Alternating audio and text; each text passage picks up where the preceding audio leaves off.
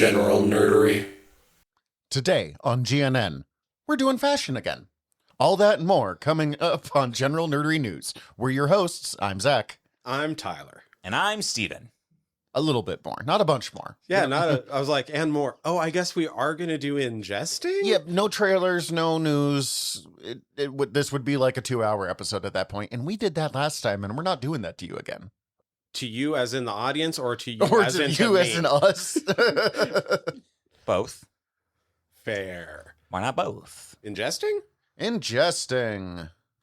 Not a lot. Fucking just a ton of fucking video games lately. And all the ones I've been mentioning for the last month anyway, just still rotating really heavily between Marvel Rivals, Marvel Snap, Romeo is a Dead Man, and also in the rotation, it's never completely gone away, but especially during the winter, location things die down quite a bit for obvious reasons, even though we had a shitty winter. But I've been playing a lot more Monster Hunter now again. Oh, good. Nice. So I never played a ton of the mainline games. Technically I started with Try, but I did not put very much time into it, to be honest. And then it was later in World that I put the most time into, and my main was an Insect Glaive. And it was only a month ago that they finally added the Insect Glaive to Monster Hunter now. So I've been trying to get used to it, and I like it. It is weird on a mobile. And also I'm just in habit of using the longsword for the past 2 years. Cece and I have been talking about restarting Pokemon Go just as more things to do together, but the fact that we live in the boonies continues to be the issue of why we stopped playing Pokemon Go in the first place. Also, Niantic sold it, and now it's a different company, and it's a lot more... It's still free to play, but it's definitely a freemium.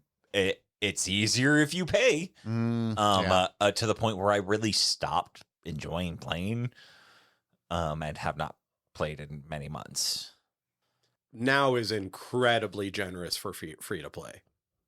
I have paid for one season and have not felt the need to any other season. It probably would still be the best use of money if I were to put money in it. It would just be to get the season pass, battle pass thing, but I haven't felt the need to. They're really fucking generous for how little I get to play as an adult with a fucking job anyway, so. Yeah. And, considering it's also very much based on, is the weather going to let me go outside today? Yeah, that makes sense. Pokemon Go just got to the point where they were adding too many fucking different things to do.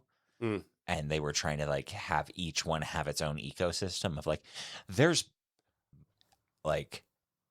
mega evolution raids. There's these also max raids. There's these other types of raids. There's main raids that everybody knows and loves. There's EX raids. It's just certain Pokemon only work in certain things. They started doing. Oh, that's annoying. Okay. You could really only use their function in, you could still have it as a base Pokemon that you could technically battle with, but it doesn't really work in main raids for things. It's became weird. Well, it's the tricky thing of one, all the Pokemon games have the new gimmick now. Mm-hmm. And then two, that's just so much shit to fit in one game. And it's always the weird balance with games. Don't add enough new shit, people aren't going to care. Add too much new shit, people are going to get overwhelmed and not care. And it fell into that camp for me. Yeah, now has definitely added a few more things, even just the past half year that I have yet to even fully explore. But they also seem to be super easy to completely ignore and it not really affect your gameplay. Oh, that's the best. And I was feeling they really were wanting me to play the other things to fully benefit from stuff. And my collector nature was fighting myself on that. So I would recommend giving now a try. I might. I know you and Marcus, our past correspondent Marcus, have put in many hours. So Marcus did fall off it a year ago. He'll pop it open once a month. I've been the one going hard. Marcus, get your shit together. Well, now, yeah, they just added friend links that I might be able to lure him back in because we'd be able to like do a couple fights together every day, even from Oh, like nice. long distance. Nice. Yeah, I might have to install it because both of you have talked about it highly. It's nice having a Pokemon Go that actually requires some skill other than tapping. Which is kind of the reason I like also stopped playing too, is that like my Gotcha Go Plus whatever knockoff thing I had that let me just auto catch stuff. I sent it through the laundry. And it stopped working. And so I had to like start playing the game again as it's intended, and couldn't just like load it up, link it up, put it in my pocket, and then walk my dog. Oh no, you actually had to play the video game you were playing? Yeah, but also I realized how fucking boring it was to play. Like, oh, okay, curveball, excellent throw, curveball, excellent throw, curveball, excellent throw. Got it. Yeah, okay, yeah. Look at Mr. Fancy can land excellent throws on purpose over here. Yeah, I've played it a lot. It was like the one a 10-year-old game now. It was like, the one thing I could never master. Even when I was still using my little thing that auto catched for me, I would still have to like play and like do the rest of the game. Like it wouldn't work at raids. It wouldn't work at like encounter Pokemon like through field research. I still had to play it, but I feel like I probably still have the muscle memory for it. Oh, sure, Yeah. I could go to it. I could at least probably get some great throws pretty easily. I don't know how on spot I would be for excellent throws. They are. I'm not gonna lie. Still challenged by them, even when I was playing regularly. But like boring gameplay. Yeah, super boring gameplay. Like kind of fun to watch. If you like Pokemon, it's cool to be doing it because you get to like have your little guy there with you. The biggest thing I liked was I could have a little guy with me, and I could walk around my town and find little guys. I do like little guys. Who doesn't love a little guy? So you in Monster Hunter now, you still have a little guy with you because you got your Palico. You have your little kitty with you. Cool. And he goes and picks up shit for you. You just don't order him in a battle because that would be mean. You don't throw your cat in a battle, not when you have a big ass sword or bow or whatever fucking. Yeah, I mean, I'll fight. My cat doesn't need to go fight my battles for me. Yeah. My cat can defend me in court, but he doesn't need to fight like real battles for me. That's what I'm here for. He's to get me off for the murders I commit for him. Yeah. Anyway, that's what I got. Oh, okay. I have. I feel like kind of forgot we were doing adjusting for a moment there. Yeah. Same. just vibing. It's all good. I feel like I have a fair amount of ingesting. I'll save that one for last because that's newsy. I watched a bunch of movies. All right. Me? I have not been on as much of a movie kick of late. I go through spurts where I'll watch like 3 or 4 in a week or something, which apparently happened. I watched my cousin Vinny for the first time. I fucking love that movie. I don't know if I've ever actually seen it. Which like that blew my mind because I thought that was a newer reference, like a much newer reference. I hadn't ever heard of it until like I think the first time it really came into my lexicon was when I was starting to watch Letterkenny, which was a fun little bit there. I really love Joe Pesci in it. It's a great cast, but Marissa Tomei fucking kills it. I think this might be my favorite Marissa Tomei movie ever. And if you haven't seen it, I highly recommend checking it out. Fred Gwynn, right? I did not know Fred Gwynn was in that movie. He plays the judge, right? He's the judge, yeah. I forget the name of the defense attorney, the one who's like... Oh, shit. I would have to look that up. I know him from Son-in-Law. He plays the dad in Son-in-Law. God, it's been too long since I saw Son-in-Law. I mean, that one's a regular rotation Thanksgiving movie for me. My mom loved Son-in-Law, Pauly Shore. But also, it has fucking not Ralph Macchio. Yes, it does have Ralph Macchio. As one of the kids. Basically, him and his friend are on like a tour of colleges, and they're going through the South, and they accidentally get accused of murdering a store clerk. Basically, like they were in the store buying stuff, and someone came in right behind them and killed the clerk right after they left, and they didn't realize, and they kind of accidentally confessed to murdering them. They don't know what they're confessing to. They're just like, yeah, we did it, because they think they stole a can of tuna. And so then it goes to trial, and they call in their cousin, Vinny, who is like not a trial lawyer, but just like a small claims, or like a I can't remember exactly what he is, but he's just personal injury lawyer. Yeah. And they just have to do it's just a courtroom drama with like a weird kind of a fish out of water subplot. It's delightful. I loved it. It fucking 4 out of 5 stars. Marissa Tomei fucking kills it in it. Some of the more accurate court proceedings ever put to film. Oh, interesting. Yep. Yeah, great cast. Loved it. Most of the time, they don't even come close. Oh yeah, no, they were just like because court proceedings are boring as fuck. Also, the person you were thinking of was Walter Lane Smith III. I'm just never gonna remember that name, which I should, because that's a great name. Great name. I know him as Coach Jack Riley in Mighty Ducks. Zach would know him as Perry White in Lois and Clark. Yeah, I do know him. So we all know this man in different contexts. I love it. Oh, he was so good in Lois and... Dude, Lois and Clark was not a good show, but it was like a really good 90s cheesy show that Dean Cain has ruined for me. I feel like we should, not for the podcast, because I don't know how well it holds up, but me and or you should just like revisit it to know how it stands up to the test of time. I've watched some clips, not well. Okay. It's a good, bad show. Okay, I'm in. You know what I mean. I know. I've rewatched not Shoresy. I was gonna say. I've rewatched Smallville. Yeah. Different decade, same good, bad. I watched another movie called Mike and Nick and Alice. Oh, I've seen trailers. It just came out. The trailers came out just recently, and we were going to do it on the show, but I was like, we have enough news on the episode. We'll cover this later. And then it somehow is now just on Hulu immediately. So yeah. I watched it.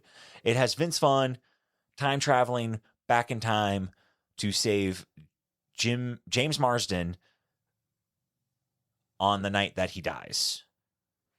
And they're both like criminal gangsters who do crimes and stuff. And there's a wild, weird subplot of I always forget his name. I'm so mad I forget his name. He's in The Thing. He's in the later seasons of Community. Keith David. Okay. Not the places I would have gone to for Keith David, but here we are. Not where you would go for Keith David? Where would you go for Keith David? Spawn. Okay, that makes sense for you. Where would you go for Keith David? Or Gargoyles. Oh yeah. That's right. I love Keith David. I kind of go to him as a voice actor first. That makes sense. He's incredible, but he's basically like the mob boss. Oh, I would have went Arbiter, by the way. Halo. Oh, fuck me. That breaks my brain. I didn't know that. That really awful TV show called The Cape that I was really into, where he played a drunk circus criminal who helped the Cape.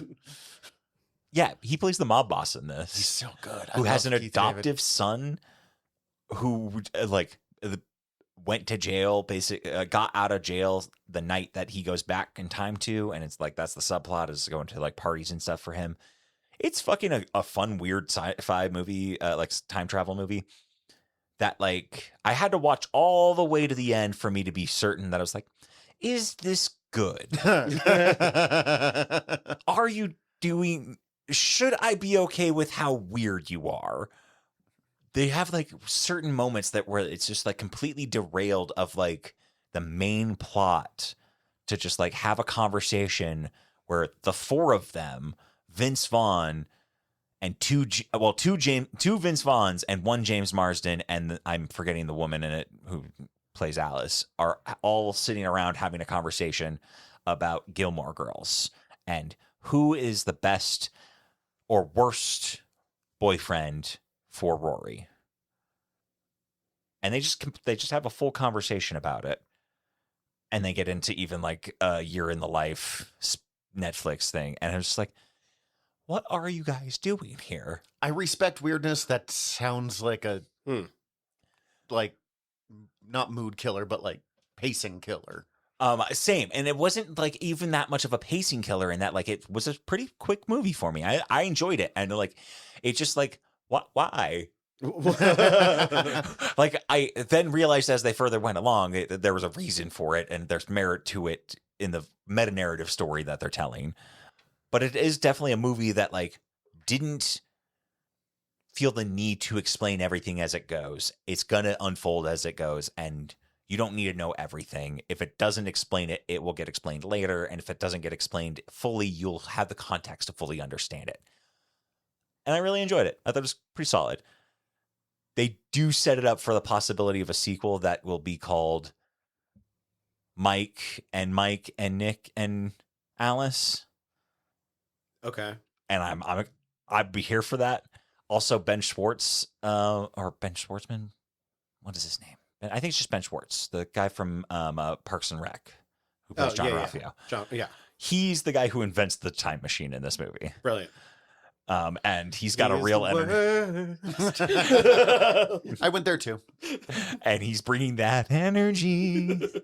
God, he was really funny on Make Some Noise. Incredible on Make Some Noise recently. I finally watched Predators, Killers of Killers. I still need to. I keep looking at it being like, today will be the day. But I do want to get in a little bit more Romeo Must Die first. It's weird that I was the first one to watch this of the three of us.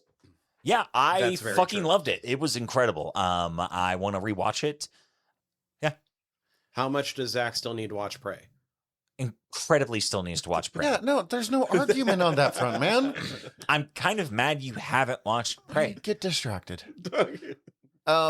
I guess we just got to do it on the podcast so that he'll have a reason to watch it. Same with Killers and Badlands. Let's just do Predator month. Month and a half. Okay, so which did you like best? Viking, Samurai, or World War II? I'm not missing one, am I? It's just the three? No, it's just those three. And then there's like kind of them all tied together in the yeah. end, which I think worked the best for me. Dude, that was so fucking good. Okay. I'm trying not to spoil things for Tyler that's too fine. much while also like...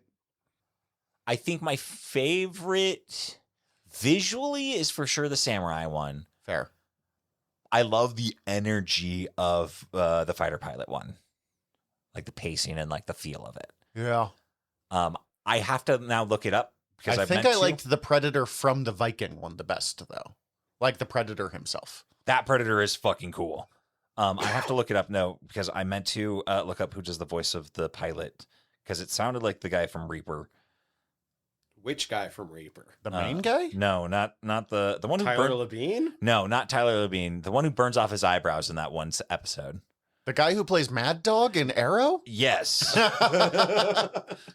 Which was really hard to take him seriously because I kept thinking him as the idiot friend from Reaper. Yes. Guys out there, if you haven't watched Reaper, it's so fucking good. Go watch Reaper. That's another one that we should do sometime. I don't even know where it is, where we would find it. It fucking is Rick Gonzalez. Oh my god.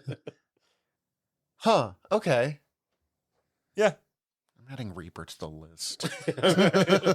I already have it in a way that all of us can watch. And yeah, also, but I like to at least be able to be like, here's where you can watch it, people. also, Or- I'm pretty sure it's streaming for free on abc.com. In that every time I've ever looked it up, No it's shit. it's just on abc.com for free. like yeah, it's all, not streaming anywhere else right now. Like so. all of it? Yeah. With like no login required last time I did it. Best Satan? Oh. That was a good one, yeah. Mm, I don't know if yes. I'll say best, but Ray Wise? Best oh Satan? god, yeah. Pretty great Satan. We'll say yes, best Satan. I do want, my brain immediately went to Elizabeth Hurley as Satan. Well, in, Elizabeth Hurley's still Elizabeth fucking Hurley. Like in Bedazzled, so. See, my number 2 is Al Pacino. Oh, we should put that on word Ooh, balloons. who is the best Satan? Yeah. Robot Satan from Futurama. Sorry, not the point right now. Oh, what's that anime where Satan comes to our world, but the devil is a part-timer? Okay, we do have things to do on this episode of GNN at some point. I know, but I'm just coming up with a really good episode for word balloons. Synergy. The point is, Reaper's great, guys. yes, Reaper is Also, great. listen to Word Balloons on the General Nerdery Network. I almost said earworm. Yeah, we need to plug ourselves more often. Not touching that sentence. I plug myself often. Anyway. I gotta rep my brand, baby. And then did I have any other ingesting? Oh, my last ingesting is. Sorry, I got distracted looking at Predators, Killers of Killers. The Artemis 2 launch. We went back to the moon for the first time. Going back to the moon. We're not there We're yet. in the well, actually no, we're on the other side of it this afternoon. Yes. They have passed the furthest point that the Apollo rockets went. They found 2 unnamed craters on the dark side of the moon that they gave names to today. Because we have better cameras than a Polaroid now. Yes. Holy McHollington and... And Holy McQuoteface. They named him Integrity. And That's a fucking shot at people right now. also the name of the current mission, Integrity, or the vessel that they're on, I can't remember. And then, so the captain of the mission, I forget his name, in the 5 years since they've been like working up to more so for this person to get to this point to be the captain of this mission, he has lost his wife. Mm. And- So he named it after his wife. The whole crew voted to do it, and like he had two teenage daughters, like I think 14 and 12. He had to like have a real stern, frank conversation with them about like, this is where my will is kept. This is what's going to happen if anything happens to me. I might die. I have to talk to you about this. That's a lot to drop. I mean, good choice. Good. Very, yes. But, like, that's a lot to drop on a kid. Daddy's going to space. He might die. I mean, in all honesty, like, it's a really fucking dangerous thing. But apparently they as a crew, voted to name one of the craters after his wife, Carol. So one of them is named Carol. I learned that this afternoon of recording. First, Carol Holy McHollington. Carol McHorley. I can't even say it. I don't even want to. first time that humankind has circled the moon or been near the moon since the 70s? Yes. Did China ever send anyone around there? Or? I honestly would have to look it up. 'Cause I think it's the first time there's been a manned mission around the moon since the 70s. yes. I I know that for sure. and the furthest that we have ever been from our planet. Mhm. Not by a lot, but still incredibly cool. Yeah. I was fortunate to be home and able to watch the launch, and my wife got home with 10 minutes before the launch too. So we just I was frantically running over to open the door and let her in. I was like, come watch the launch with me. I really want to watch this live. And it was incredible. I've been getting so much big feels from just seeing people in space and astronauts going to space. Okay, here's a quick thing that tied in with this. I was listening to a thing about Viking longboats and how dangerous going out to sea, outside of the view of land was. And my brain was like, we do not belong on the ocean. This is not where mankind is meant to be. Yet space, which is the ocean but all around you, and with less stuff, I'm just like, mankind belongs in the stars. I don't know why. Because But you said less stuff. yeah, but I'm like, we should not be on the ocean. That is not where man is meant to be. But yes, we should launch ourselves on a rocket into the cosmos. I don't know. Yeah, just fucking great. I've always loved space exploration and astronomy. My mom was very much into stargazing as a kid. She really got me into it, and subsequently in learning about space and space travel type stuff. Jim Lovell was my hero as a kid. The guy that ran Apollo 8 and Apollo 13 and a few others. And then I meet people like this guy, and I'm like, I just showed my whole ass on this. I don't know. Tom fuck Hanks all. in the Apollo 13 movie. I just showed my full ass on this too, because I've never actually seen that movie. I know it exists. My mom had it, and it's one of those movies that I watched because in the 90s you watched the 12 VHS that you had. So the PBS Ring of Fire special about Indonesia, Apollo 13, and wizards. Son-in-law, Die Hard, Die Hard, Big Daddy, Pride and Prejudice. Legally Blonde. But yeah, no, it's just really fucking beautiful. It really moves me. And like I followed NASA on Tumblr and on YouTube, so I'm just like been watching their live feed on YouTube at whenever I can, and they've posted updates to Tumblr. That's so wild that NASA has a Tumblr, but it's so fucking cool at the same time. Like they're also just like posting just straight up like science-y fucking like nothing like wild. It's just like photos of space and like this is space. Scientific information about space. Yes, this is what social media is supposed to be. And that's why I follow them. And I was like, this is incredible. And they posted earlier this week photos of the space shuttle taking photos of Earth. And they're like, this is us. This is a photo of us. And I'm like, oh my God, it is. I love that photo. It's I think it's Jim Lovell that took it of in Apollo 8, which was the first time that we circled the moon. And it's, I think, just called like Earthrise. And it's literally like the moon and the Earth coming up over it. It's a very famous photo. Yeah. This new one is incredibly beautiful. It's just like the whole Earth. And like you can see at the very top of it, a green aurora and clouds over it. And you can't really, it's kind of hard to distinguish exactly where any of it is. I'm assuming it's probably either Africa or Asia. But it's definitely only just like a corner of it, and you get a grip of the ocean. It's just beautiful. It's just like, oh, it's nice. That makes sense. It moves me. It fills me with joy and makes me feel fucking hope for existence, and just like makes me feel incredibly small and also incredibly Large, and just not even large, but just like I feel the depth of humanity and connected to people through that. And large through that. I'm just thinking of this really awful line from Mobile Suit Gundam that I also really love of our souls are weighed down by gravity. We must all go to space to grow. And I'm like, God, I hate that line, but yeah. Yeah. And that's all for my ingesting. So I've been going through, okay, you know what? No. First I'm going to complain about WWE, and then we're going to talk about other stuff. Okay. We'll say, I've actually been really enjoying the road to WrestleMania. It's coming up in a couple of weeks. I'm having fun with it. There is this huge storyline coming up of Cody Rhodes versus Randy Orton. We have been waiting for this feud for years. I've only been watching wrestling for about 2.5 years, and I have been waiting for this feud for like 2 years. So it's fucking time. Let's do this.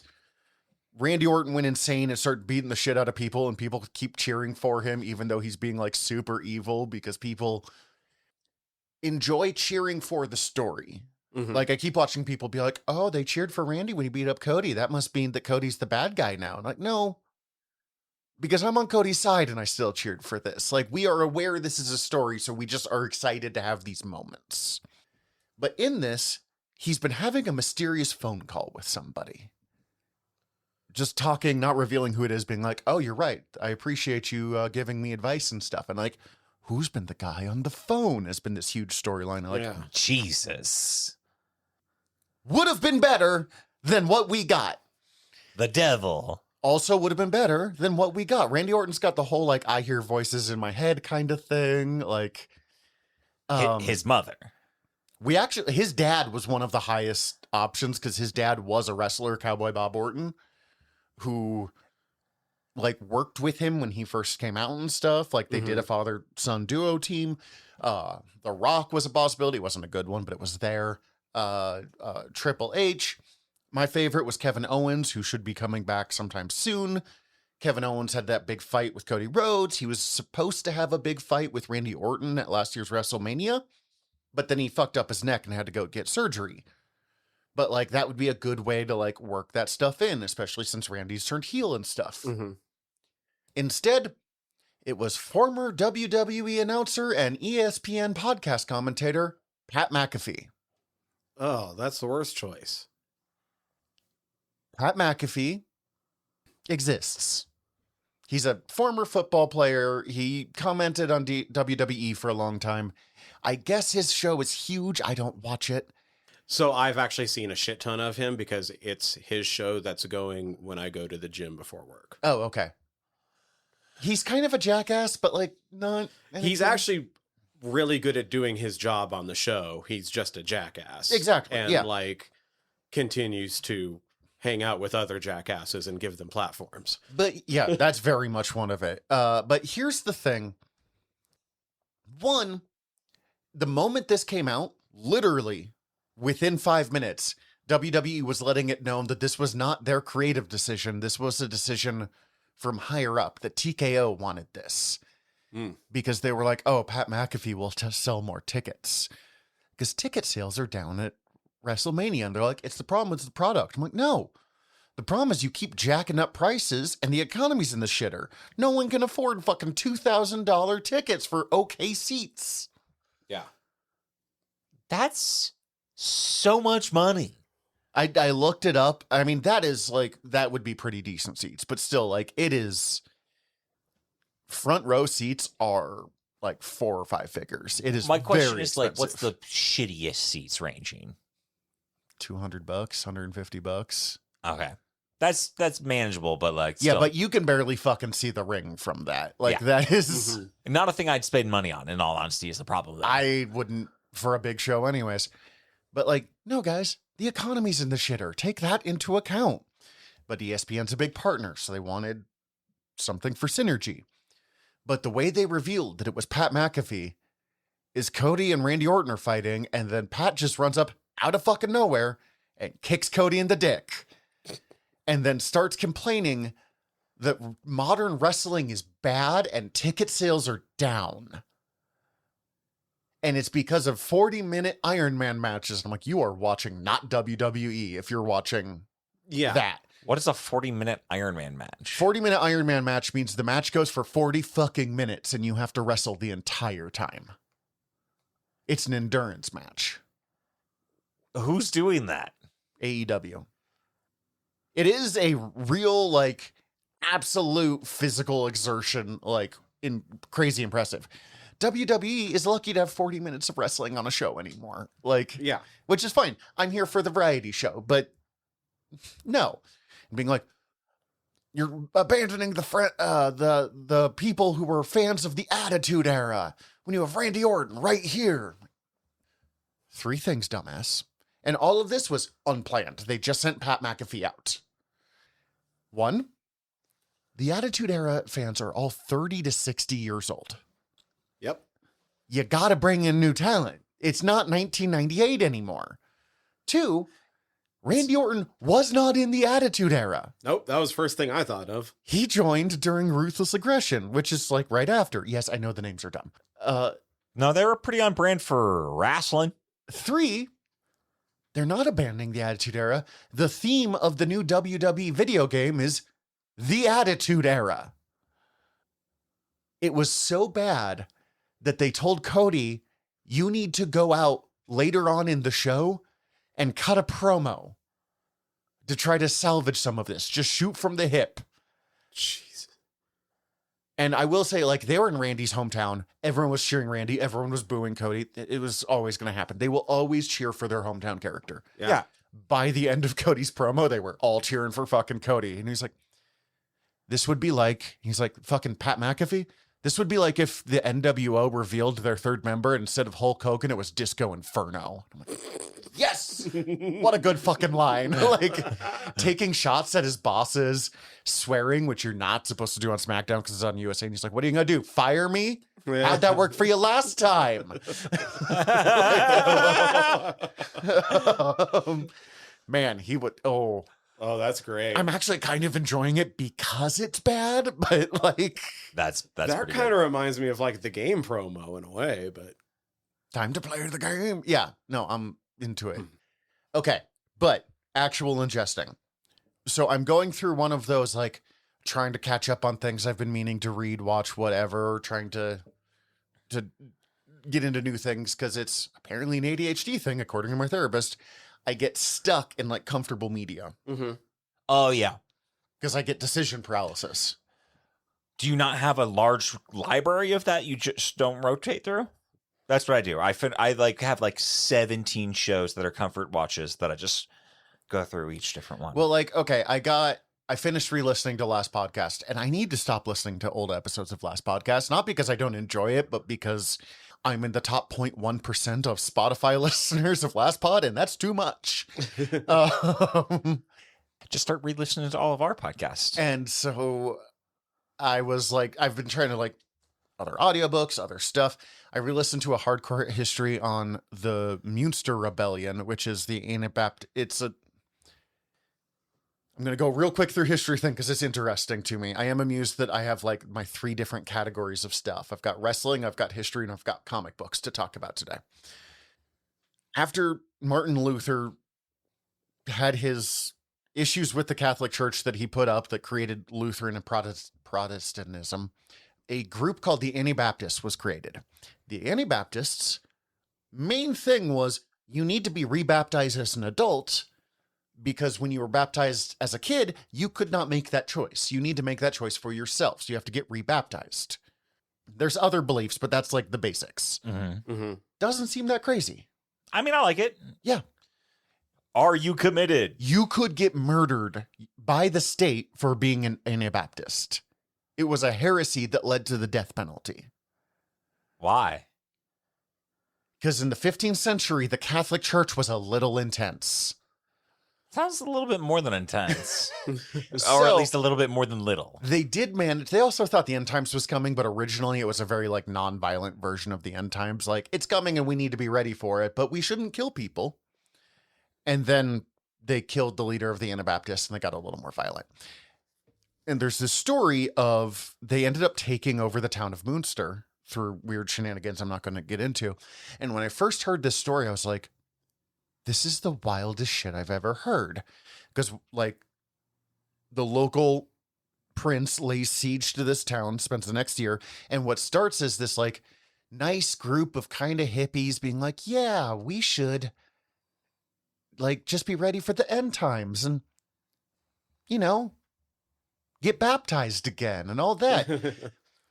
Turned into a communist cult and then declared a new man king, and he was wandering around with a retinue of like 80 people all covered in gold while everyone else was eating grass and shoe leather.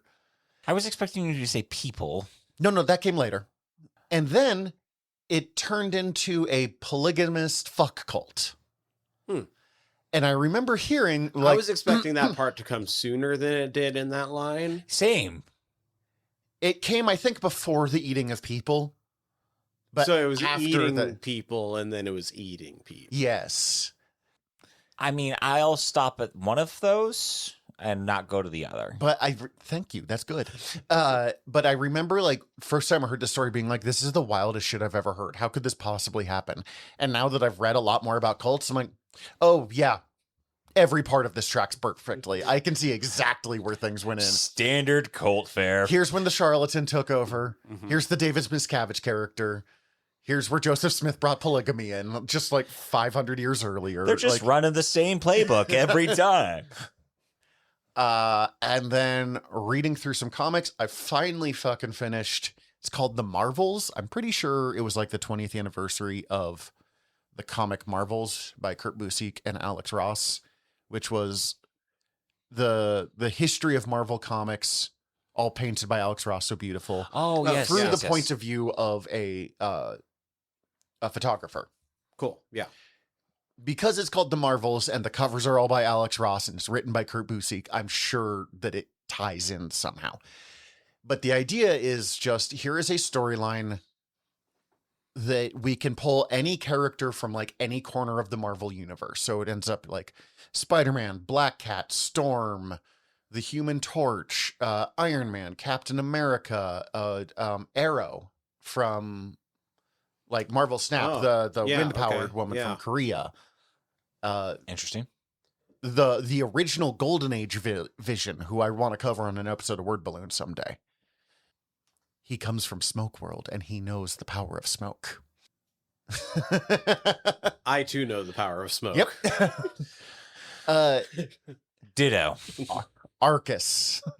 Anyways, and there's like Marcus the Centaur? Arcus. Oh, sorry. I was hopeful. Marcus would make Marcus could have shown up in there, but There's also Marcus in all of his glory, on a cover by Alex Ross. this weird little background thing that was invented at one point in Marvel called the Cian Kong War, which is basically every time we attach a character to a specific war, the Punisher to Vietnam, so-and-so to wherever, it becomes a problem because the timeline changes. Right. So the Cian Kong War is a war that happened 10 years ago, whenever 10 years ago was. But no one ever really talks about it, but it technically does exist. So Kurt Busiek decided to write a story about why no one really talks about this, but it does exist, and explain it, and explain why it always kind of looks like Vietnam, even though it's like taking place in now 2015. It's a little heady. It gets a little in its own, like, having fun being too clever by half, but also very enjoyable series. It would be a fun one for us to do an episode on. And I also really enjoyed, like, let's see Black Cat and Human Torch hang out together and, like, what their interactions are, or... Which Human Torch? Johnny Storm. That sounds fun. The Fantastic Four one, yeah. I know, I just was checking if it was the Jim Hammond one or... How does Captain America deal with Storm? And it introduces a few new characters, a new version of like Warbird, stuff like that. It's okay. I really enjoy it. Art by Yildre Sinar, who I don't expect you guys to know, but solid artist, has been popping up. And then the other one that I'm reading through right now is very different, called I Heart Skull Crusher by Josie Campbell. All right.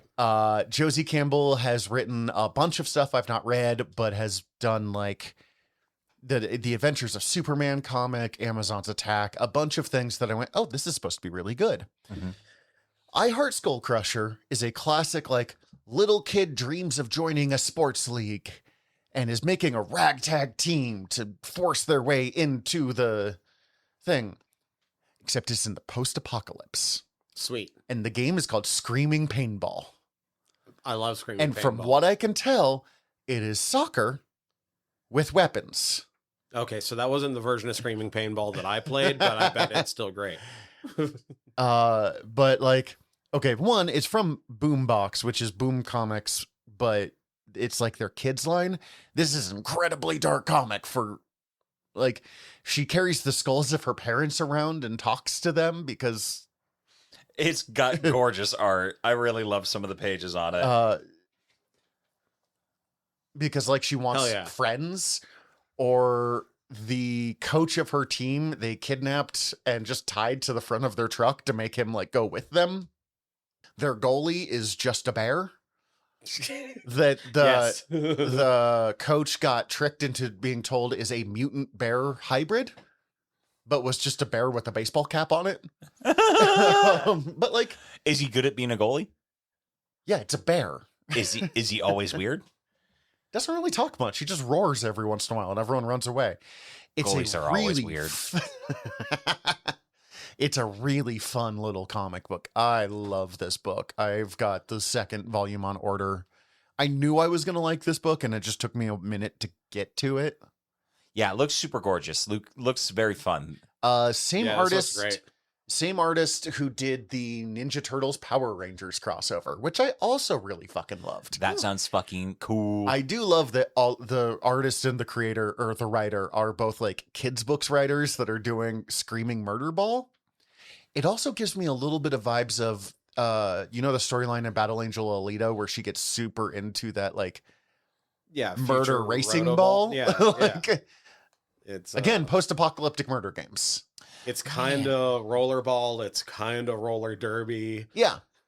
In this one, you don't want to sit in the front seats because, like, one guy uses poison as an attack. So they just fucking all, like, poison half the stadium. It's kind of just F-Zero, too. He's like, it doesn't, I get penalties for killing people who don't have the ball, but if I kill the entire team, I can just keep scoring. Like, fuck, I need to reread Battle Angel Alita. God, it's so fucking good. Okay. I've never actually read it. It's so fucking It's good. so fucking good. Fashion. Yeah, fashion. Here's some fashion time. You guys actually made the list of what we all Yes, so we're going to go through. Manning the controller. It's in kind of a weird order. Oh yeah, once again, this is just we've went through fashion in the past, so we're not going to do anything that we've already talked about, and we're only doing things that are available to look at on my account. So if we missed anything because it was time gated, we missed it. I tried to write down the names accurately. There's some of them that I missed it, and we'll just figure out who it is through context clues. I have a pretty good list going. Again, this is Marvel Rivals, just so we didn't actually say those words yet. Yeah. We started with Star-Lord and his costume, Groovy Guardian. Yeah, the Disco Star-Lord. The disco doesn't miss. Every disco costume, we'll get to one I don't love, but Hela was the worst of them, and Hela is still pretty fucking good on that. Namor's the worst of them, but that's fine. No, you are wrong. I'm going to agree with you on that one, Zach. You are hard wrong. That is a fierce fucking look, and I very much... I'm going to move that up the list because I want to talk about it, because it's fucking gorgeous. It's the pink look with the hat that doesn't... I look might like a- it more if it had different color options. No, I like that pastel pink, and it's got like one shoulder blade, like one shoulder piece that's just kind of coming up real hard, and the other one does too, but not as hard as the other. And he's still got his big spear thing. It is a fierce fucking look. I think it is a hot look. I am weirdly not like sexually turned on to it, so it's a pass for me. Super weird that I don't want to fuck this guy in disco pink. I do like... But I think it is a very fucking fierce look. I do like his disco ball trident in it, though. Yeah, that's part of why I like all the disco looks, because they just work a disco ball into everything. I might shell out the fucking gold Star-Lord disco.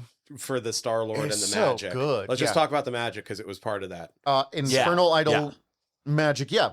One of the better Before we move on, Namor's was the Sea Samba. Oh, that's That right. is a good name. I'll give it that. Infernal Idol magic is one of the better, only sort of resembles the character models. Like, doesn't super look like magic, but was still enough that when you went, oh, magic, I was able to be like, yep, okay, I got Yeah, it. absolutely. That's I fucking love her Disco Dark Child. Oh, look. so That good. was- Disco Dark Child is best Dark Child. Yes. Best Star far Child. and away. The disco ball head look. I don't know if it's a head piece or if it just feels like it looks like it's just straight up glued on that head. It's kind of creepy. It's kind of creepy in a way that I am. It's a mask I almost bought on Etsy a couple months ago. I kind of now want to watch a 70s slasher or like a slasher set in a 70s disco where the slasher is just like in all black except for they're wearing a disco ball as a head. Yeah. Actually, yeah. Now that you say this. And now I'm just imagining like definitely a frame of it just splattered in blood. Yeah. Spirit Squad Deadpool. Blue Deadpool with an ESU shirt on. It's actually- whatever. It's actually kind of perfect for Deadpool, because if Deadpool was like, I need to go undercover, this is a costume I could see him Yes. picking. Like, it's very on brand of like Deadpool meta narratively. Like, okay, I need to be incognito. Well, I'll wear the blue suit and put a sweater over and a it. sweater over it. No one will know I'm Deadpool now. As a costume itself, it's fine, but like I like it with the like putting the thought the process thought into behind it works. If you put it into the context of Deadpool, I think it's funny and I like it. Of his costumes, I think it's a not and a pass for me. Yeah, I'd go with that. I mean, I think of his costumes, it might be the worst. Probably, yes. Yeah. I know I said it last time, I still can't see Deadpool without thinking of Earthworm Jim, just because of the way that the back of his mask goes. Oh, did we want to give the context that this season they're doing like a Oh a yeah, bit where a because some of the these different, ideas are fucking weird. Yeah. I told you guys all of the different lore reasons. Basically, it's just like due to bullshit. Due to fucking timey-wimey secret agent bullshit, the characters are going undercover at Empire State University. And some people who are definitely not college age are trying to be college kids like it's a fucking 90s teen comedy. Yeah, hella. Hey, that's the thing about college. It's Cap. never too late. You Yeah. can always go back. You could Hella cap. Yeah. And on that note, college hella sucks. You are wrong on this. I love it. It is maybe Hella's best skin, also maybe her worst skin. In that, like, It is definitely her worst. It skin. is not Hella. It is for sure the weakest like representation of Hela. I wish it had more green and black, or at least they had a like green and black kind of like palette swap on any of them. Right. I do think the palette swaps are better than the base. I'll give you that. I do also agree the palette swaps are better than base. Actually, no, I really like the base. I think the base is my favorite. I wrote that it looks like Polaris's goth face. It looks more like Magic or Scarlet Witch than it does Hela. And that's the thing. I would like it more if it was someone else, but for Hela, I think it's a bad. Wholeheartedly agree. As a skin that just exists, I think it's a hot skin and a smash.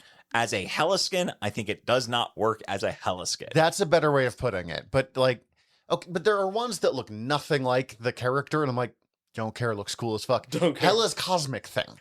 Mm-hmm. Yeah. Actually, incredible fucking costume, looks nothing like Hela. This kind of go fuck yourself. Like it's that's my problem with this this season. When Tyler was explaining it to us earlier, so it's the college co-ed season, and I was like, they're just gonna take a lot of opportunities to really kind of do like casual wear, but try and do it like semi-sexy. Casual wear with like micro skirts. Micro skirts that like if the person in the real world were to wear any of these, and they would be arrested. I don't know if they would be arrested, but they would have to be wearing fucking like some Spanx or like fucking shorts underneath, because otherwise they are showing their whole ass. Which, I'm going to get this out there. Some of them look pretty good in those. I'm not trying to, like, body shame anyone. Put on some pants. Yeah, just like, if we're going to objectify the women, let's objectify the men as much as we are the women, and I don't feel the same ratio. So, that's my issue there. Other than college Loki, but we'll get there. We'll get to I mean, Loki for sure is definitely a pretty yummy Loki. That said, Transfer Rocket, no notes, is perfect. It's fun as shit. Love it. It's fun. I would never run it, but I think it's fun. It's Revenge of the Nerds Rocket Raccoon is why I like it. Like it's I actually like it Rocket. less now that you've described it that way. I don't think it's a hot look. I think it's an adorable look. I don't think it's I think it's definitely a pass because it's not a smash. Also, it's a raccoon. Because A, a raccoon, and B, the general vibe of it feels juvenile in a way that makes me feel uncomfortable. With your smash or pass game, yeah. Yeah, so it's definitely a pass. But I like this. I like it a lot. It's another one like Deadpool where they're like, we need you to go undercover. And he's like, I know exactly what to do. Yeah. I got glasses. I think I kind of really like a lot of the rocket skins. The rocket skins tend to be they're pretty solid. The beach one was really fun. I think the beach one's my favorite, but this one's also kind of giving me that same kind of just like, oh, fuck it. We're going to do a fun one. Rocket gets to do a fun one. I do wish I could have previewed it because I do have the accessory unlocked for Rocket, and I wish I could have previewed that with the little, that would be perfect. That'd be cool. It's just like a keychain of Groot. Living Tribunal, Adam Warlock. Fucking perfect. So good. It is as close as this game can get to fucking comics accurate Living Tribunal. He's holding something and has a thing on his chest, which I think he needs for the character. I love the little fucking third head at the back. The way it just floats there. I'm just like, man, it must suck to be you. It fucking blew me away when I first saw that of like, they made Living Tribunal a playable character? How do you even do that? It's funny because it is, I mean, I kind of knew this was going to happen eventually. It is a character who is not that character, but they wanted to work it in somehow. We're going to get more of those eventually. Like, we'll get a U.S. Agent Captain America at some point. We'll get a Red Guardian. Become a new Living Tribunal at some point? Shit, he did at the end of one of the Jim Starlin Needs Money original graphic novels. That I say that with zero disrespect. They're some of the best comics of the 21st century. They're so fucking good. But yeah, an alternate universe Adam Warlock, whose universe was destroyed, ends up in this universe and eventually becomes the Living Tribunal after the Living Tribunal was murdered. Weirdly, the second time the Living Tribunal was murdered in the space of like 2 years in the comics. Guy's a fucking chump. Which is weird because every other time they're like, you can't even look at him. But two people went, it'd be a fucking sick entry. What if we just fucking ganked him? Yeah. Like, Hey, I know we just killed this character, show how badass this other character was. We're going to do it again We're now. doing it again. It hasn't been done enough yet. Fuck that guy. I mean, they're right. It looks cool as shit when it's like Iron Man flying over this giant dead body, and you're like, oh no, oh no. I think they should do it like a bunch. I think it'd be very funny if that's like the new, I guess. The new Worf. I was going to say, No, Mr. Wolf. I was going to say John Henry Irons. Oh, yeah. Steel. Steel, thank you. I can never remember that character's name. Witch Hunter Angela. It's great. It's Witch Hunter Angela. Yeah, Yeah. it's real. I think it's hot. I think its official name is Doom Angel. Yeah, but we Doom all know Angel is what it it is. They call it on there. It is basically the front cover issue of the first issue of Witch Hunter Angela. Like, changed nothing. It's not my favorite Angela costume, but it does look cool as shit. Yeah. Of Angela's costumes, if I played Angela, I would still want the 2099 one the most. But getting that one for free on this Battle Pass track was fucking great. Yeah, sure. Yeah, it's a sick skin. I think it's really solid. I'd bring it out every once in a while. I think it's a hot look. I think it's personally a pass because it's a little too pointy for me. That's kind of Angela in general. There's a lot Angela's of pretty pointy. those like murder ribbons that float behind her at all times. Yeah, just a little bit. Also, she's got a girlfriend, Sarah. They're busy. Mhm. Dr. Steven Sanders. The Doctor Strange. Yeah, Undercover. cool. Like, I saw this and I laughed a lot when I first saw this. I thought this was very fun. It reminded me of a different comic book about it, which it's called The Witch Doctor. It's like a doctor who's dealing with like magic sicknesses. which doctor? Oh, the Witch Doctor. Okay. It looks like Carlos from Welcome to Night Vale. Yeah, It's- I'm like, cool. I'm really glad that like the pit is hot right now, so people might want to dress up as a doctor in this game. I think it's fun that they are playing with the Steven Sanders thing. I hope this means they're going to do a Doctor Strange skin where he's got the mask, the like covered face Mhm. thing, because That'd be cool. that's a cool Doctor Strange look, and it would work with this style, like the style of Marvel Rivals. This itself would look like, what are you doing here, man? Like, get the fuck out of this superhero battle. Oh, dude, I was in a game. We haven't talked about them yet, but I was in a game with the college Reed and Sue, and I was just Oh. like, "What the fuck are you normies doing here?" Go home. I don't have the name on this one. White Hawkeye. Hawkeye. I don't Argent have. Archer. Thank you for remembering that. I did not write it down. I think that's right. It is gas spill. Hawkeye is what you said that I found very fucking yeah, funny. because he's got that kind of oil slick on parts of it. I think that slick looks cool. I think this is actually one of the better like palette swaps of Hawkeye, Yeah, but it's it's also just a- dog shit Hawkeye. Yeah, It's just a recolor. It is the best of the palette swaps by a fucking country mile. It still doesn't look like Hawkeye. It still doesn't. If you told me this was your cyberpunk character or like Shadowrun, I'd be like, Mhm. fuck yeah, tell me everything. But you're like, this is Hawkeye. I'm like, no. This is Hawkeye if he worked out way too much and very much liked to jerk off after he killed people. Kamen Rider Hawkeye from season 0 all day long. That is the best one. Power Ranger. Yeah, Mhm. That's the best one. The Super Sentai or just Sentai Tokusatsu Hawkeye. Yes, that's it. That took me like 6 tries. Low-key Thor. I'm not impressed. Yeah, it's not. I wish it had a beard. We were getting into this while we were talking about it beforehand. I've found that I prefer my Thors bearded. Usually, yes. It's just Thor wearing the same costume as a Loki one that will be coming up. It is from the comic, and I think that's funny. Here's why I like it. No one is a bigger fan of Loki than Loki's brother Thor. And that, like, and for a long time that wasn't it, but as Loki has become more of a like gray character as opposed to literal insane laughing maniac, I love that Thor's love of his brother has been coming out more and being like, oh, Loki, you're definitely gonna stab me again, but like, God, I love you, you're so cool. And so him just like Yeah, of course I'm going to match with my brother. He's my brother. I'm also curious though if it's actually Loki. You were saying that because It does say that it's from Immortal Thor number 13, and I think we've only read up to 10. Yes. I think what it is though is literally just them playing, because they really do play up the like brother relationship of the two in that one. And Loki's costume, which we'll get to again later, but it's just this, was With from pants instead of shorts. Yeah, was from an earlier issue, and I Tight think pants.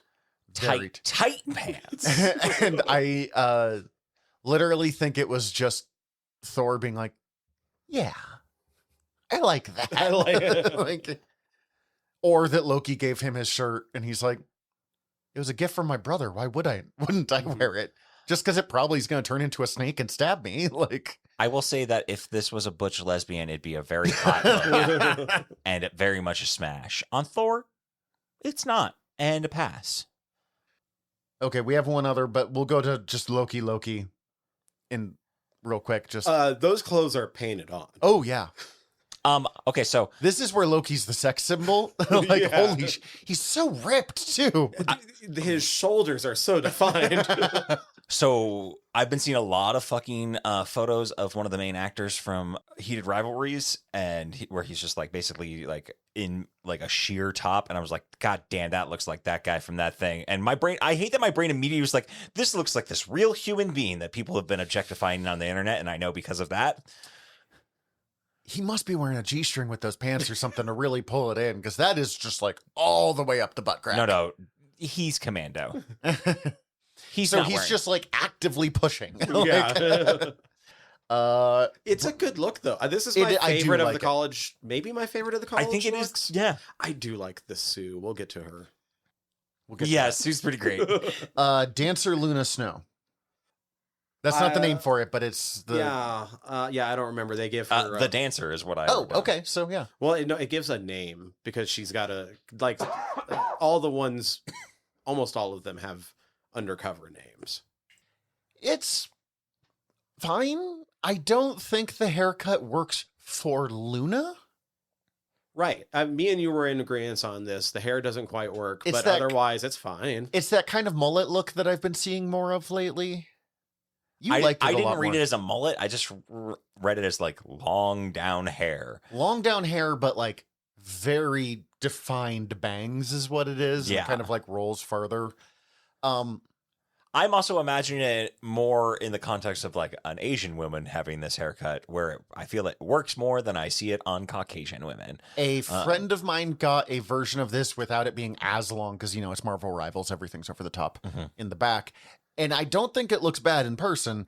I just don't think it works with this. Yeah. It's fine. I was like not as like, I like the hair. I don't dislike the hair. I don't love the hair. I like the hair. This skin overall is as good as any other Luna Snow skin. It's just kind of there. This feels like as casual as Luna Snow ever gets. Yeah, she's a K-pop superstar. I'm like, you need to go undercover. And she's like, I'll wrap this. You hated this. The fucking sweat- sweater around her hip. And I was like, God, what is this? Why? Like, what are you doing here? Get out of here. Here's the thing. I will tie a sweater around my waist sometimes, but it's because it's fucking hot outside, but I had to have my sweater in the morning. But you have the Same. hair for None? it. Yeah. At least, hey, I will say that it's better than doing it around the neck in the fucking like 80s preppy Yeah. style. I have done that as well. But it's a short walk home for me. And for the most part, pretty secluded on that back walking trail. Nobody's going to see me looking like this. Badlands the Lullaby, which is the like horror Halloween Penny Oh, Parker. if I was a Penny main, I would get this season just for it. I don't. Coraline Penny, I think, is fucking dope. I don't like Penny. I like Spider. Spider is so fucking good with the There's so many details. Although I did like the palette swaps on Penny. The one you two didn't like, I actually did like that's like the blue palette swap. the one that leans way more into her being a spider person. Yes, but more so on Penny than I did on Spider. and that's Spider- really where it was. I like Spider more on this part, so when they made Spider worse, I was like, yeah. I love the coffin like torn open and the pumpkin like jack-o'-lantern out of it. It's the very teddy bear on a noose. It's all pretty fucking like He's extra. got big collars. It's very over the top Legend of Sleepy Hollow spider, Mhm. Yes. which perfect. Excellent. Coraline Penny, buttons for eyes. buttons for Creepy, eyes, but and also- creepy Victorian girl. Like, there's not much else to do with that, but like the other one is so good and detailed. I would have gone Grudge Girl. And I mean, most of the time you see Spider anyway. Yeah. You don't really see Penny hardly ever. Well, that's good because I don't want to see her in this skin. Now Now I understand why you actually want this skin. I was like, I don't want to see Penny. I don't want to see this. College Sue Storm. Not Legally Blonde. Yo, either of the first two palette swaps, not Legally Blonde, not Vivian. Yeah, not From Vivian Legally from Blonde. Legally Blonde. Both really great. And then third the one third just one looks like Jean Grey. is there. This is the one where the mini skirt bothered me the most, and I think it's just because It was an extremely cute outfit that was definitely like sexified up. Yeah, like that skirt should be Still not long, if she's but longer than it is. a Okay. little above the knees. I'll tell Like, you this much. If she's the new star team debater for this college university, there is definitely a fucking dress code. She should be wearing a longer fucking skirt than that. it's just that the skirt did not fit with the rest of it. I also don't like super short skirt with long sleeves. That's a me thing. It's two different costumes tried to put into one. I don't like long sleeves in general. That's fair. I'm wearing a long sleeve sweatshirt right now, That's why I paused for a sec there. and I don't like it. You know you can take it off.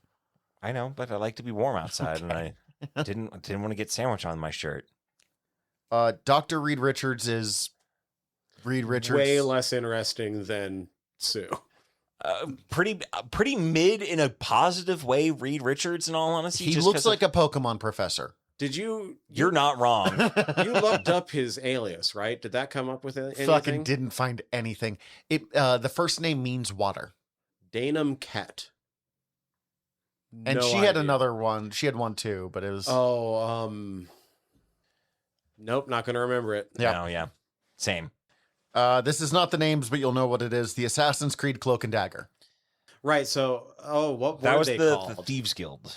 Yeah, so they're technically part of the Thieves Guild because we've seen a couple of those other costumes, which either don't look like they would be part of the Thieves Guild, like the Rocket one, or just end up looking like Assassin's Creed, like the Gambit one that we've Or seen Dishonored, which is slightly similar to Assassin's Creed, but different. This is the most on the nose Assassin's Creed. It looks good. And Yeah, it's the cool. palette swap that looked the best was the most Assassin's Yeah, Creed. when she had the white hood and the red. Before. Like, Yeah, it's just Ezio. It's just Ezio. You did Ezio there.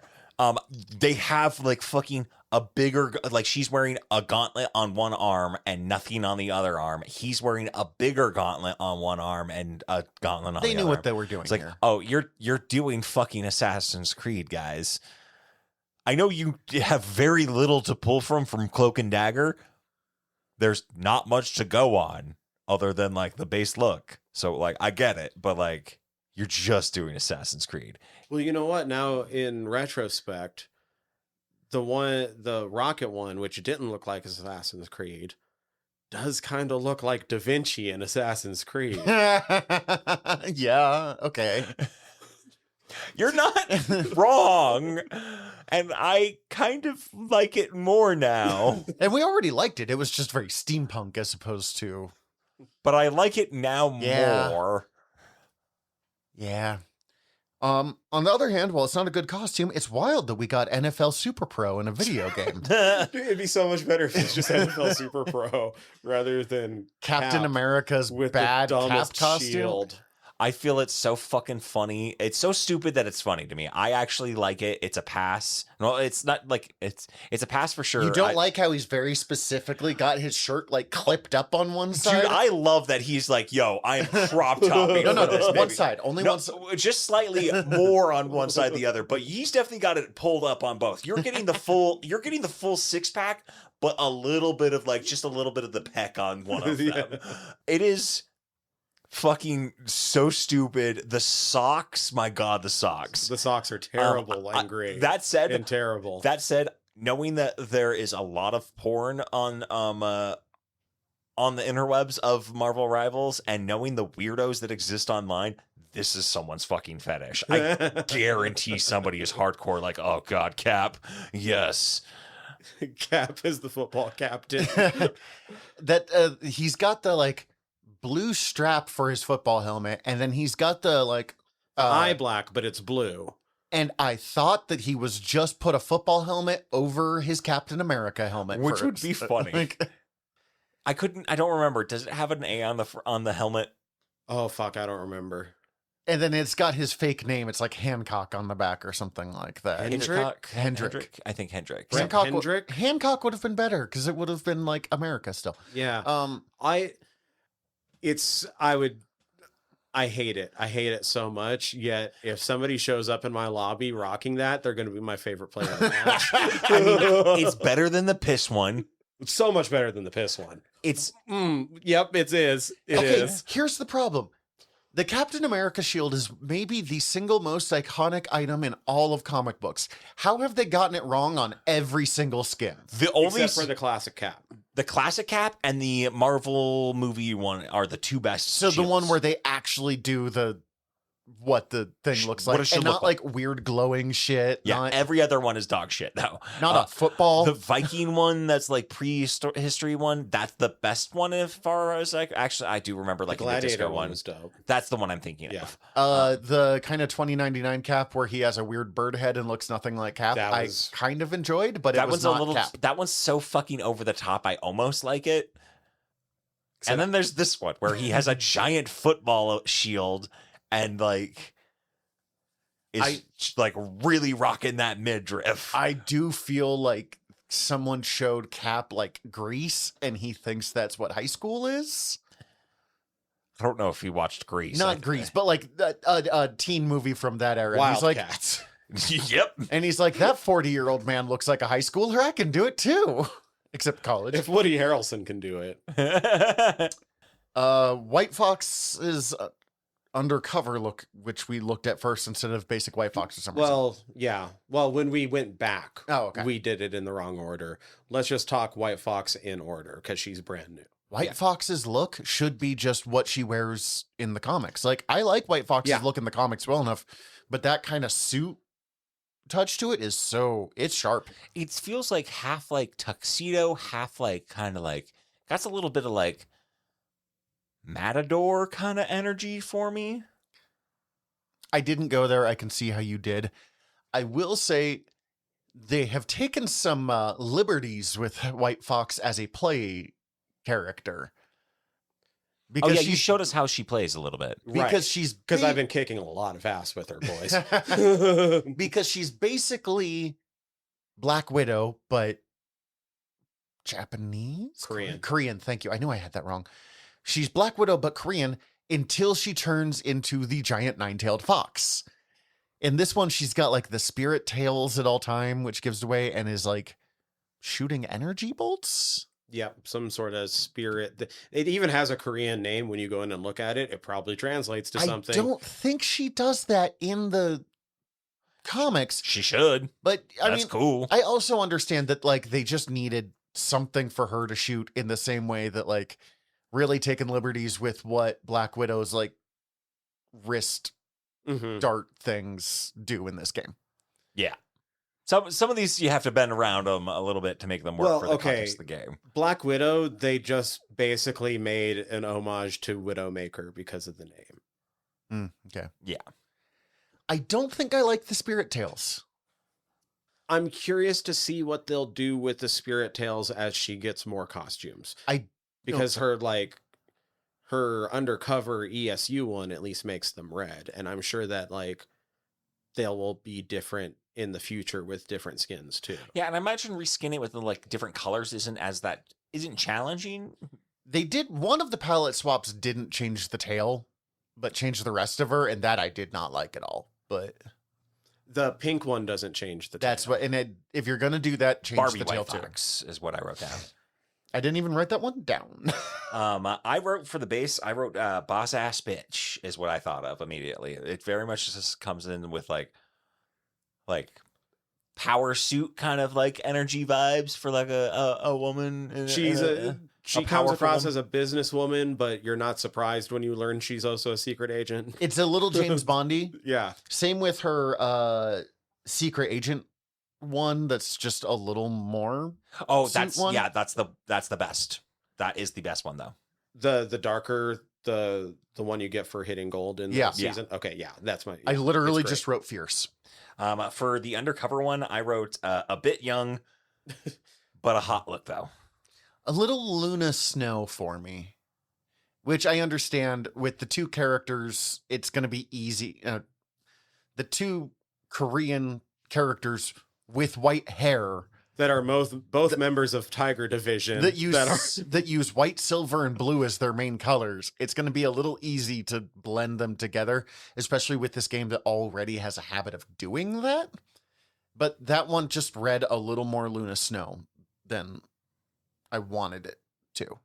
I get that. Since game Iron Fist is Swordmaster Iron Fist, when they'll sometimes have like discussions about being agents of Atlas and shit. Oh, that's so good. I love that.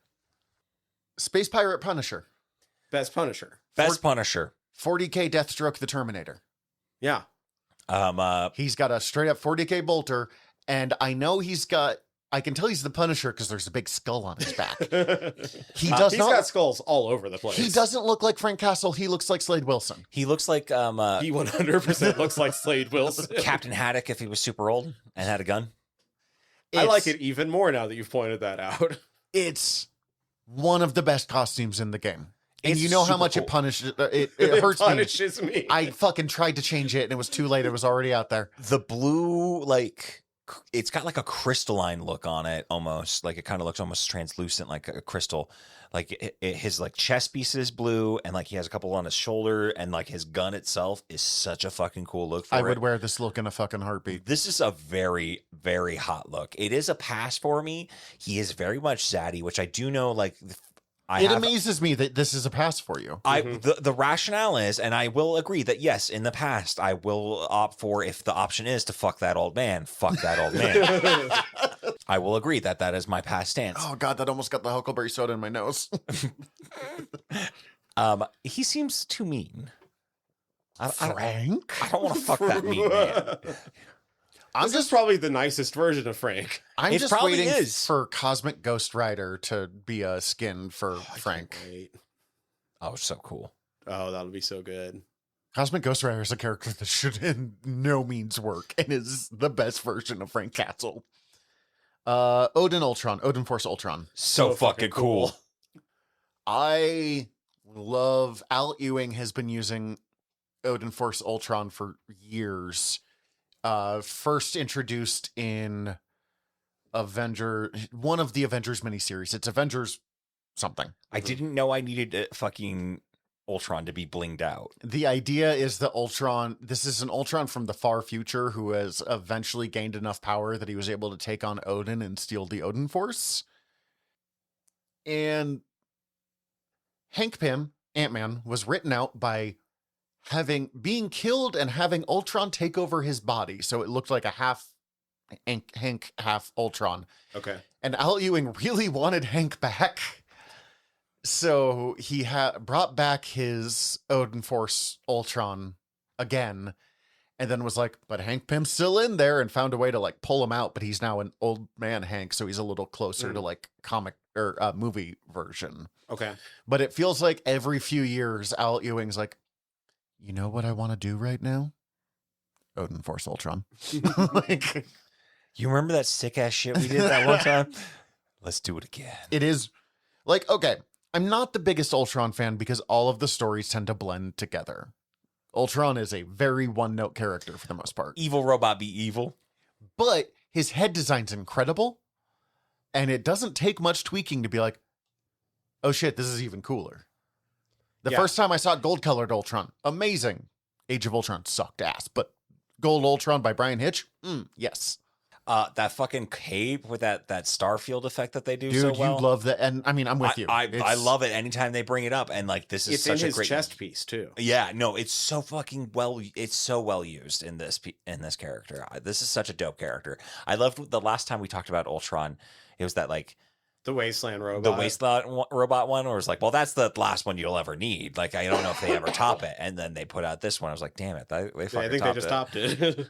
Doesn't matter. I don't play Ultron. I don't like flyers. Yeah, what we've seen of the game, it doesn't seem like Flying seems awkward. seems like a bad way to play the game. Black Suit Daredevil season 2. Yeah, Born Again season 2. Fucking dope. Slick as fuck. Great look. The first thing that came to my mind was when Daredevil picked up the black suit that they're using here was from a run by Charles Soule about 5-10 years ago.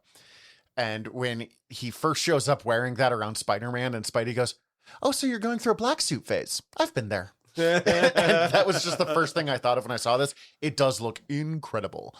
I do think his yellow and red samurai look is my favorite of the rival skins still. It's Weird good. to have the yellow one be my favorite. Although I've always But had it really fucking works. I've always had a soft spot for the mustard and ketchup Daredevil. Mhm. But This one, my biggest problem with it is that because it's all black, it kind of loses its form a little bit. So it's not a really fuckable look for me. It's not really a sexy look. I think it's a rad look. I think it's a hot look. I will say the thing But they it's a did in the pass. comic books that I think worked a little better is he did have a little more red still, like his gloves and boots were still red and his belt was red. Mm. To just bring in a little bit of color to help break that up.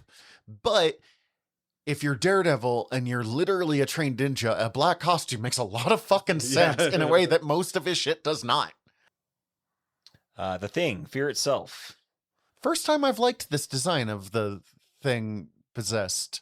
I was wondering how long it would take for them to get to the Fear I think Itself thing. Kern Breaker of Worlds, but I can't remember. That might be the Hulk version. I have written down, I don't like the tentacles. Everything else is cool. Oh, I don't like Zach, please explain I this. don't like the mouth tentacles at all. No, but everything else is dope. Yeah, I do have literally written, Zach, please explain this to me. Okay, so Fear Itself was an odd miss considering the fact that the creative team should have been a home run. Matt Fraction writing did the Hawkeye series, did the Mhm. Iron Fist series, did Sex Sex Criminals, and Stuart Immonen, Next Wave Agents of Hate on art. Mhm. Should have been fucking home run. Mhm. It is bad. But part of the story is a lost brother of Odin named the Serpent breaks free. And he unleashes hammers across the world, similar to Thor's hammer, but with different things, different powers. Got it. And people who receive the hammers end up getting Powers. fucked up powers and tend to be controlled. So we get Hulk, the Thing. I want to say Juggernaut gets one. Mhm. It tended to mostly be the big guys, which was part of the problem.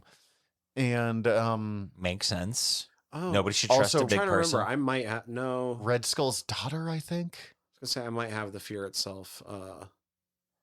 Giganto. Yeah, that's wild. But they get special kind of transformed into evil versions of themselves powers. The Thing ends up looking a little more like magma underneath, and his rock turns black, and it's Which I thought that part was fucking cool. They add a bunch of tentacles to this one. And I'm like, what are you doing? the tentacles with the mouths makes me not like this. Otherwise, it does look like a bad guy from He-Man, but not in a bad way. Yeah, no, I think it's a pretty dope interpretation of the Fear Itself thing. I still think I like the trench coat thing better, but Yeah. I also like the beach one. All right. and the movie one because it changes his face. Yes. White Fox we've done. White Fox we've done. That's my list. I think we Disco better. name we've done. And now sports? This has been a General Nerdery Presents production. If you enjoyed it, please go hit like and subscribe wherever you're listening to it right now. Also, we'd greatly appreciate it if you checked out our other shows over at gnpresents.com. Thank you.